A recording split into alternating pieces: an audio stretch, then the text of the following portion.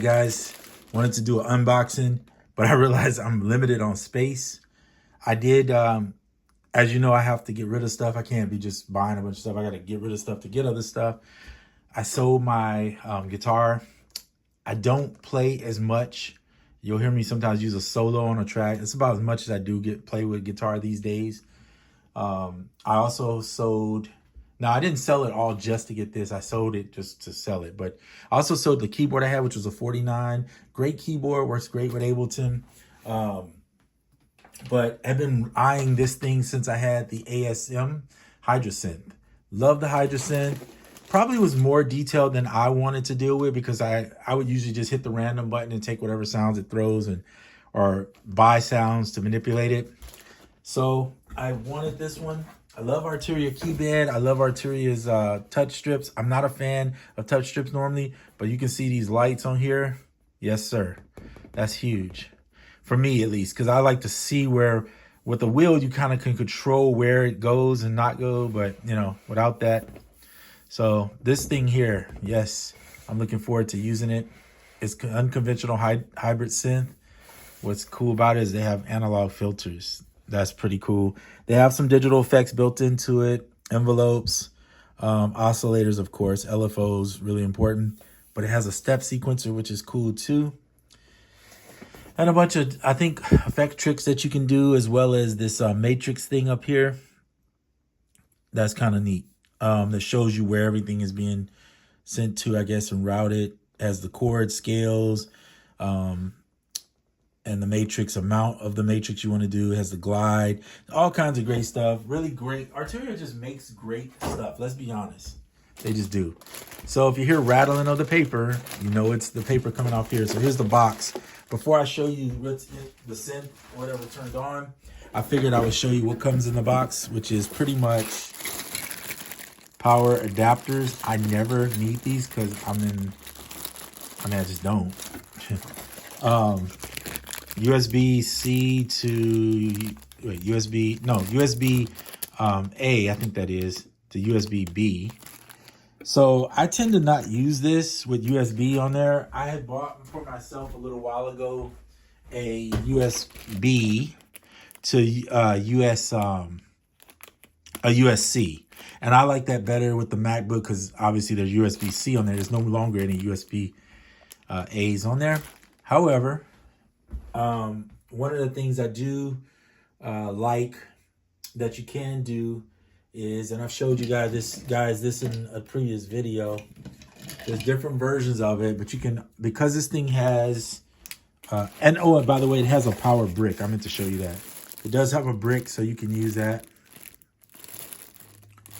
if you want to power it without using the computer. I'm going to move this out of the way just so I have a little more room because I'm really limited on space. So you guys can see that. All right. But let's go ahead and pull it out of the plastic so you can see the actual board, what it looks like. So I hear when you register this, now there is a software version of this. So if you don't want the keyboard, by the way, this thing is thin, way thinner than what I thought it was going to be. This is super thin. These things are expensive. However, I was able to, because I sold some stuff, get a discount deal to help me be able to get this. Not just to show you on a video, but because I'm actually going to use it. And I've showed you guys this before. MIDI, Bluetooth, in and out. So this thing doesn't have Bluetooth, but it does have all the ports and the 5 prongs. So you could, in theory, I forgot which one is out, to be honest with you. Let's see, Yamaha. I think this is in, and these arrows represent, yeah, in would be this one, out would be this one, I believe. Yeah, so out, in, I think it goes like that. And now once it's powered, you have Bluetooth, right? So that's an option. And what's cool about doing this is if you don't use a computer and you want to use the an iPad or your iPhone, now you can just use Bluetooth through it and it's fine. This little guy here, if you get a smaller one like this, I have a small one somewhere, I have to find it, and a little power brick. You can usually, Arturia stuff is pretty nice. You can power it usually with a power brick. Of course, it has the DC, the 12 volt DC 1A. I love power switches. I ain't gonna lie. On keyboards like this, that's nice. Headphone out. Can you guys see that? Headphone out. It has a left out, right out, so you can send it out to maybe an audio interface. You have the audio in. Now, this is what I'm interested in. What is the audio in for? I will be spending some time trying to figure that out. If you know, that's cool. Comment in the comments below. I don't know the answer to that. Clock in, clock out, and this says reset out. I never use these because I think this is like a CV gate or something like that. I may be wrong. I'm not fluid understanding what these are for, but I think it's to hook to equipment, other equipment. I don't really need that for this. This is more like a synthesizer. I do love that they have a sustain, and I have a sustain pedal, I think, if I didn't throw it away. I have one somewhere around here that I used to use with the ASM Hydrosynth. And of course, this is where the power is gonna go. You can see the front. This thing looks flawless. Touch strips are the best I've ever felt, in my opinion.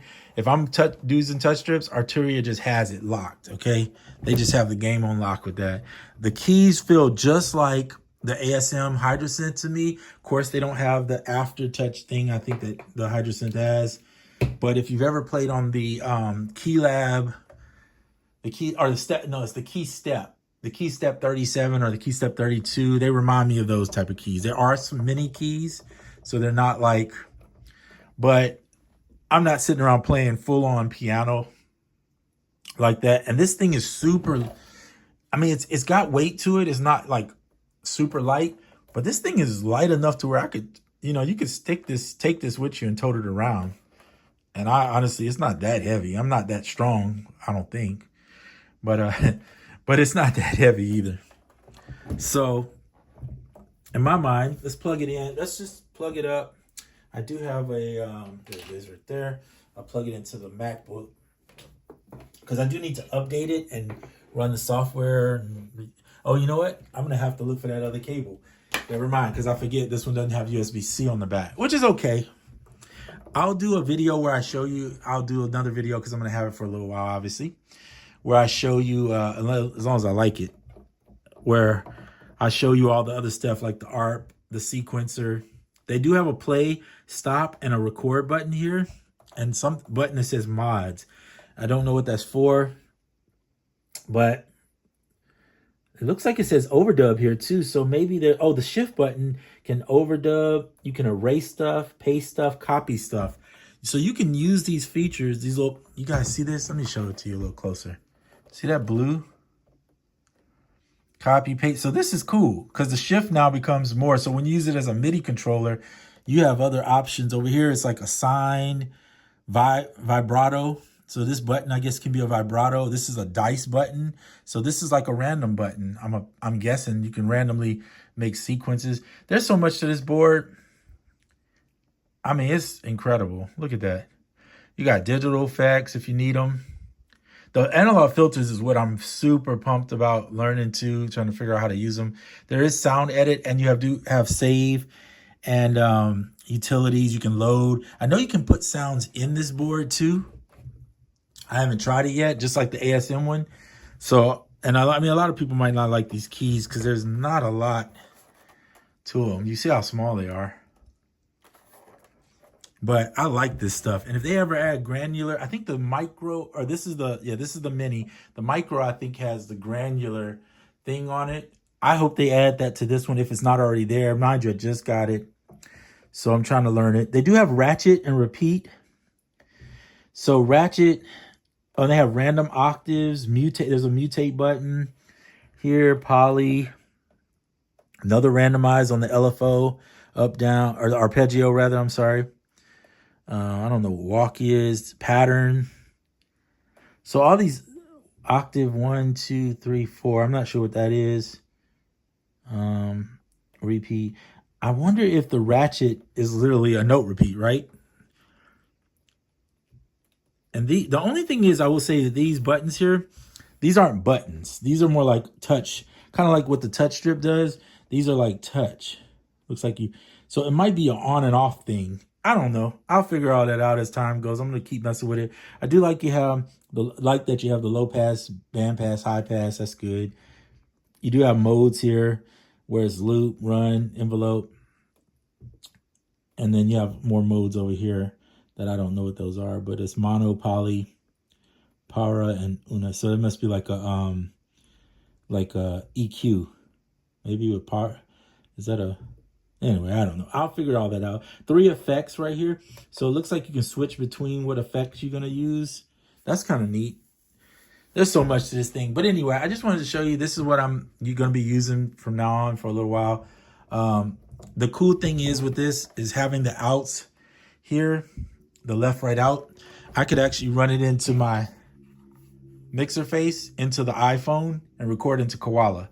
Or record into whatever, you know. I can record into the computer still with it. So it's gonna be fun. I miss having a synth. I miss my ASM when I'm touching this thing, because I did enjoy the key bed on the ASM Hydrosynth.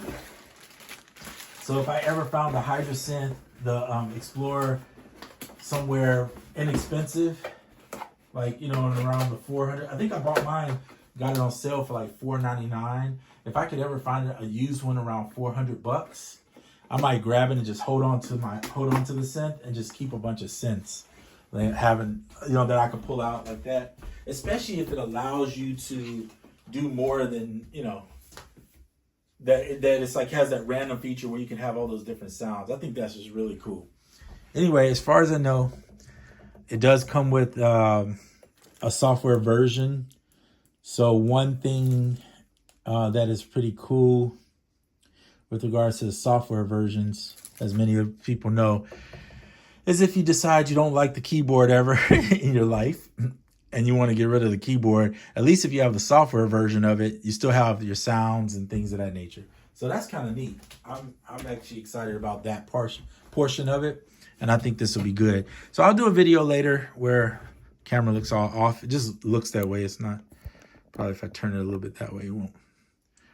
Then you guys will see. I have big hands, so sorry about that. So it looks like I can swallow in the keyboard with my hands, but yeah. Look at that. Still pretty easy, and the mini keys don't bother me, and I know they may bother some people. But if you're not playing like really intricate chords and doing a bunch of like performance chord based stuff, this isn't bad. And for me, that's kind of more where I'm at, is more, I'm not doing a lot of playing like I used to do before. Most of my stuff is lead. I'm mostly playing leads on stuff like this. So anywho, that's it for this video. Just wanted to share it with you guys. And I did what I could do for today, and I'll show you more as soon as I get everything hooked up and figure out how stuff works. All right, I'm out.